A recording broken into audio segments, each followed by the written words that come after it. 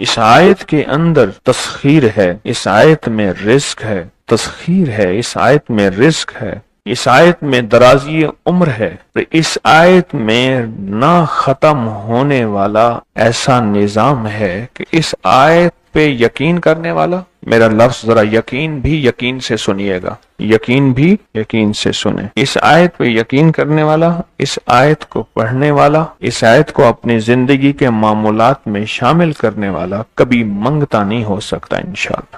صدیوں سے بادشاہ بننے والے اس آیت، اس وظیفے اور اس تسبیح سے ضرور فیض پاتے ہیں۔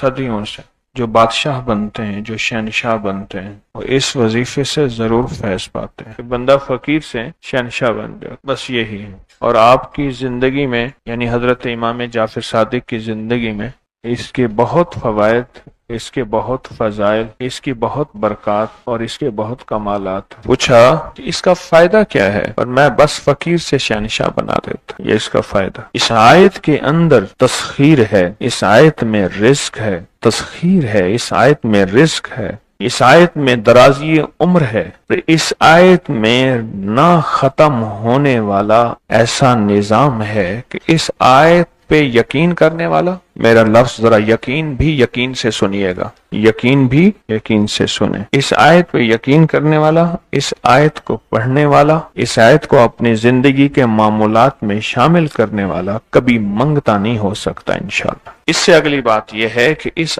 آیت کو پڑھنے والا، اس کی نسلیں کبھی منگتی نہیں ہو سکتی، نسلیں کبھی منگتی نہیں ہو سکتی۔ آپ کو کچھ زندگی میں مجھے ایسے لوگ ملے ہیں کہ جو رئیس تھے، رئیس اعظم تھے، لیکن ان کی نسلیں منگتی بن گئی، منگتی، بھکاری بن گئی، محتاج بن گئی، مفلس بن گئی۔ اس آیت کے پڑھنے والا منگتا نہیں بنے گا۔ کیوں؟ اس آیت میں، ان دو آیات میں تونگری ہے۔ یہ امام جعفر صادق کا دوسرا قول فرما رہا، جو ان کا فرمان ہے، میں عرض کر رہا ہوں، تونگری ہے۔ اس آیت میں مال ہے، اس آیت میں درازی عمر ہے، اس آیت میں درازی عمر ہے، اور اس آیت میں غنا ہے، غنا۔ وَأَغْنَنِي بِفَضْلِكَ عَمَّنْ سِوَاكَ، مجھے فضل، مجھے پتا ہے مولا میں غنی ہوں گا تیرے فضل سے۔ وَأَغْنَنِي، محنت سے نہیں، اس فکرے کو خاموشی سے غور سے سنیں۔ وَأَغْنَنِي، میں غنی ہوں گا اگر تو ہوں گا تیرے فضل سے، مجھے کلمہ نصیب ہوگا اگر ہوگا تیرے فضل سے، مجھے قبر میں نکیرین کے سوال و جواب میں آسانی ہوگی اگر تو ہوگے تیرے فضل سے، اور یہاں تک کہ اگر مجھے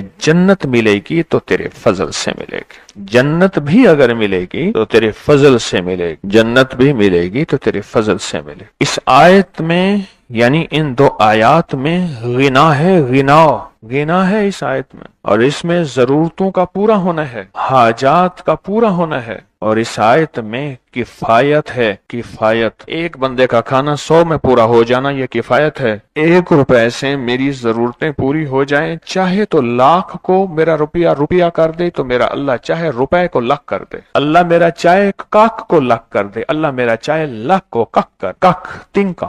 سورۃ توبہ کی آخری 2 آیات، لَقَدْ جَاءَكُمْ رَسُولٌ۔ کسی نے حضرت امام جعفر صادق سے پوچھا کہ حضور یہ فرمائیں کہ سورۃ توبہ کی آخری 2 آیات کے فضائل کیا ہیں، فوائد کیا ہیں، اس کے فوائد اور فضائل کیا ہیں؟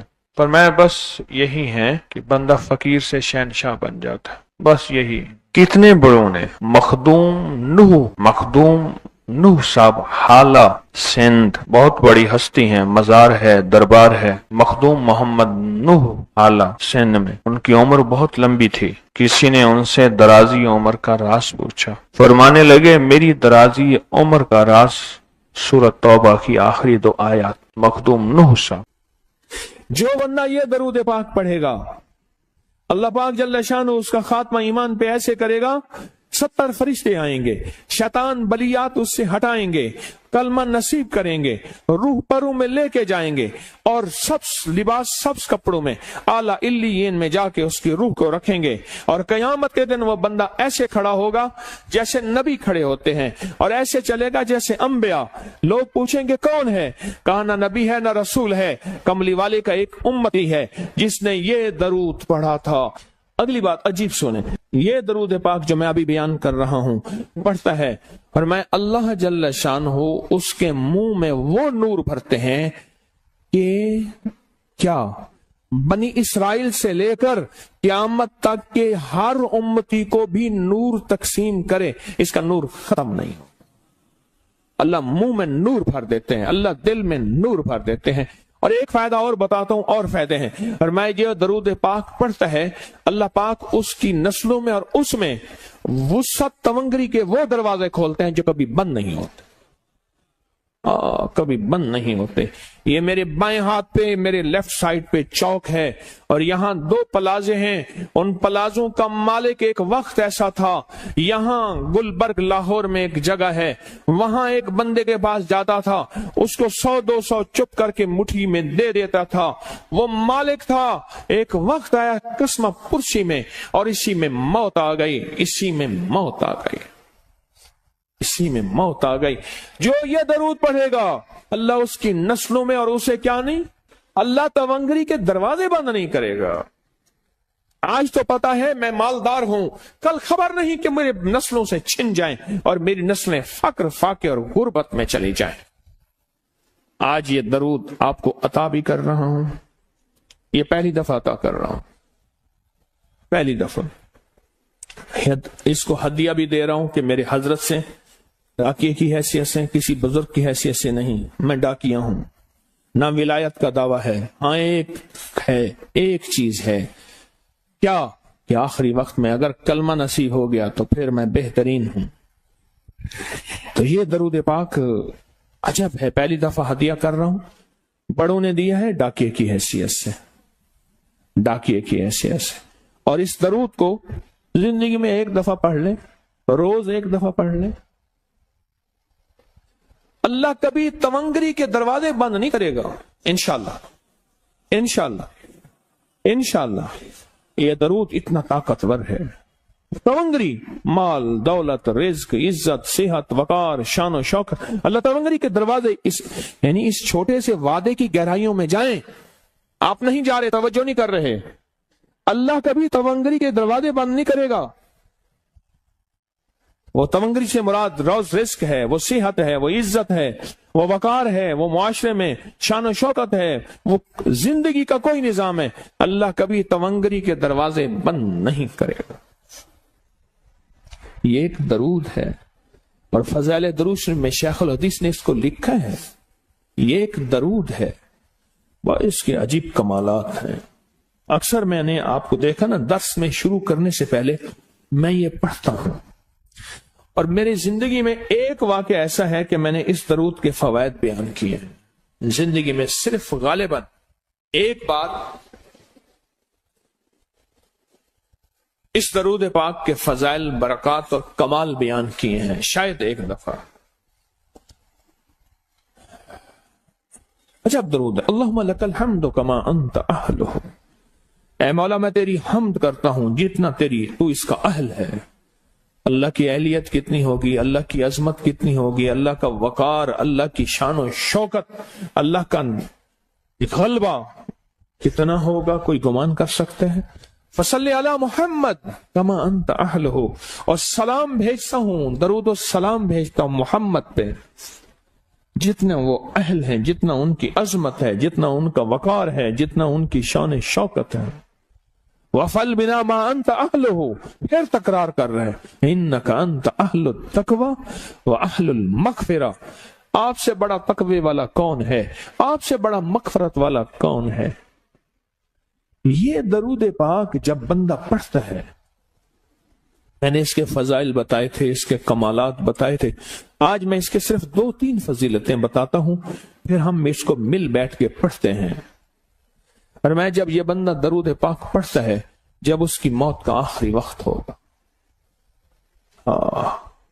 موت کی آخری ہچکی کو ذرا غور سے سن، موت کی آخری ہچکی کو ذرا غور سے سن، زندگی بھر کا خلاصہ اسی آواز میں ہے، زندگی بھر کا خلاصہ اسی آواز میں ہے۔ جو بندہ فرمایا یہ درود پاک پڑھتا ہے، یہ درود پاک، موت کے وقت اللہ جل شانہ 70 فرشتے ایسے بھیجتے ہیں جو اس سے آفات بلیات شیطان کو دور کرتے ہیں، جنت سامنے کرتے ہیں، رحمت سامنے کرتے ہیں، اس کی روح تھڑکتی ہے اور اس کی روح کو کلمہ نصیب کرتے ہیں، دیدار مصطفیٰ کراتے ہیں، اور فرشتے اپنے پروں میں لے کے اللہ کے حضور جاتے ہیں اور اعلیٰ علیین میں اس کی روح کو رکھ دیتے ہیں۔ ایک فائدہ چاہتے ہو خاتمہ ایمان پہ، اللہ میرا کر دے، اللہ آپ کا کر دے، ساری زندگی کا کھٹیا وٹیا، ساری زندگی کا نچوڑ۔ اس دن ایک جگہ گیا، بہت بوڑھا آدمی، بہت بوڑھا آدمی، مجھے کہنے لگا ابا جی کو سمجھائیں۔ ابا جی سے نماز گئی، ابے سے تسبیح گئی، سارا دن اس کے ساتھ غیر محرم کے ساتھ سارا دن موبائل پہ ابا لگا ہوا ہے۔ ابے کو آپ ہی سمجھا دو۔ ابے کی جو پینشن آتی ہے 50,000 سے زیادہ، وہ بھی وہاں لگی ہوئی ہے اور سب کچھ ختم ہو گیا۔ ابا بالکل نہ ملک ملک اتے مال دے، نہ زال دے، نہ بال دے، ہر دم خدائی خیال دے، پتا نہیں کہاں کہاں ابا گھوما ہوا ہے۔ اور کچھ ہی دنوں کے بعد اسی حالت میں ابے کی موت ہو گئی۔ اللہم لک الحمد کما انت اہلہ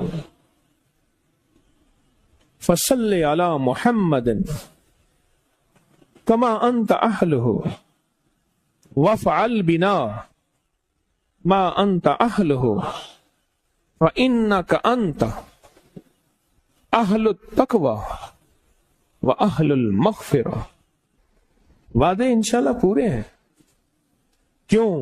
وعدے کرنے والا سچا، وعدے سچے، وعدے کرنے والا سچا، وعدے سچے، اور انشاءاللہ اگر ہم سچے نہیں تو کلام سچا۔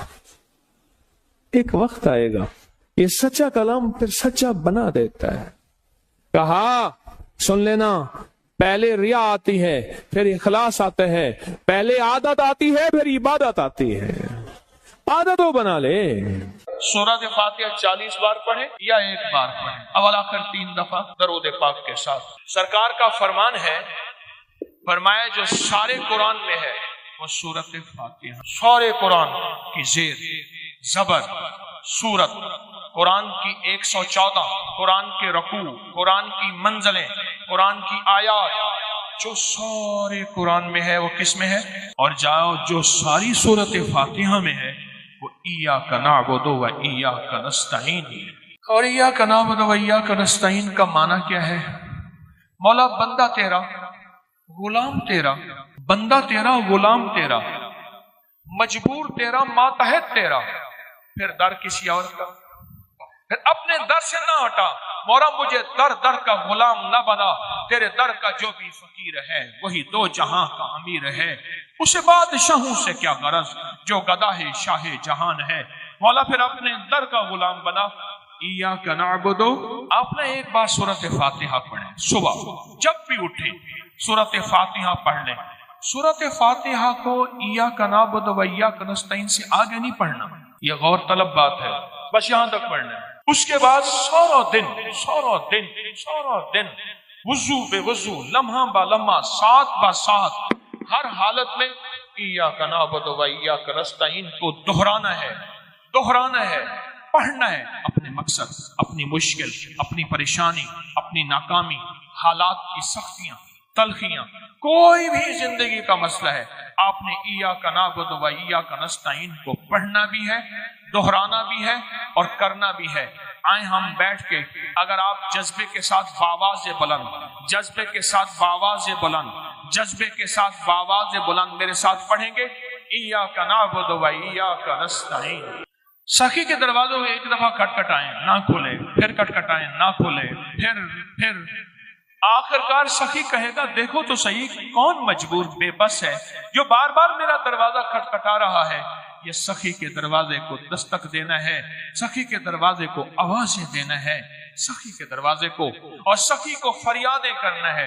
اور وہ شہنشاہ سخی ہے جو پل میں سنتا ہے، ایک پل میں راضی ہو جاتا ہے، ایک پل میں ناراضیاں ختم کر دیتا ہے۔ میں دنیا کے سب سے بڑا مجرم، دنیا کا سب سے بڑا میرے پاس ایک صاحب ہے، شراب پی پی کے نا اس کے ہونٹ یہ جلے ہوئے تھے. ہونٹ نا بعض نا سگریٹ اتنا پیتے ہیں ہونٹوں پہ یہاں آپ نے دیکھا ہوگا نشان پڑ جاتے ہیں، آپ نے دیکھا ہوگا. اس کے شراب پی پی کے ہونٹ جلے ہوئے تھے. میرے پاس آیا، کہا میری بخشش ہو سکتی ہے؟ کیوں کیا ہے؟ کہنے لگا زندگی شرابوں میں گزری ہے، شراب کے علاوہ جو بھی شراب کے ساتھ ہے اسی میں گزری ہے، بخشش ہو سکتی ہے؟ تو میں نے کہا میں نے بخشنا ہے، تجھے پتا نہیں وہ کتنا بڑا کریم ہے. میں نے یہی آیت بتا دی، یہی عمل بتا دی، یہی آیت بتا دی، یہی عمل بتا دی، یہی عمل بتا دی. میں نے کچھ چیز نہیں کھائی، کوئی ایسی چیز ہماری ایک دوا ہے 70 شفائیں، وہی کھائی. آپ کو اندر خود ہو سیدھا خود مقام آ جاؤ. بات ہے کہ کھایا کیا ہے، وہ 70 شفائیں کھاتا ہوں نا تو کچھ گلا ٹھیک ہو جائے. میں نے کہا ایسا کرو، یہی عمل کرو. کہنے لگا نہیں زیادہ نہیں کر سکوں گا. میں کہا جتنا ہے کر لیں. لیکن اس نے زیادہ کیا. قدرت کا نظام دیکھیں، کچھ عرصے بعد بیمار ہو گیا. اس وقت جب میرے پاس آیا تھا وہ 70 سے آگے بہت سارا نکل گیا تھا. بابا تھا، اپنے علاقے کا بڑا چودھری تھا، بہت بڑا چودھری تھا، قوم کا جٹ تھا، چودھری تھا، بڑا دبنگ آدمی تھا، بندوں کو سیدھا کروا دیتا تھا وغیرہ وغیرہ. بیمار ہو گیا، نشتر ہسپتال ملتان میں لے گئے. کئی دن وہاں داخل رہا اور یہ وظیفہ نہ چھوڑا. کہنے لگا مجھے مسجد میں لے چلو. میرا دل کہتے ہیں مجھے مسجد میں لے چلو. مسجد میں گیا، نماز کا وقت نہیں تھا، محراب میں چلا گیا. محراب میں جا کے ایسے سجدے میں گر گیا اور سجدے میں گر کے زور زور سے پڑھنے لگا ایاک نعبد و ایاک نستعین، ایاک نعبد. پھر اس کی آواز آہستہ آہستہ کم ہو گئی اور کچھ دیر کے بعد آواز ختم ہو گئی. دیکھا تو اللہ کی امانت اللہ کے پاس چلی گئی. میں نے ایاک نعبد و ایاک نستعین پڑھنے والوں کے خاتمہ ایمان پہ دیکھے. ایک صاحب نے مجھے اپنا مشاہدہ بتایا. مجھ سے کہنے لگے کہ میں باہر ملک رہا، ابو ظبی بہت عرصہ رہا. کہا کہ میں زندگی میں ساری عمر وہاں رہا، مال بھیجتا رہا، پیسے بھیجتا رہا. سال کے بعد آتا تھا.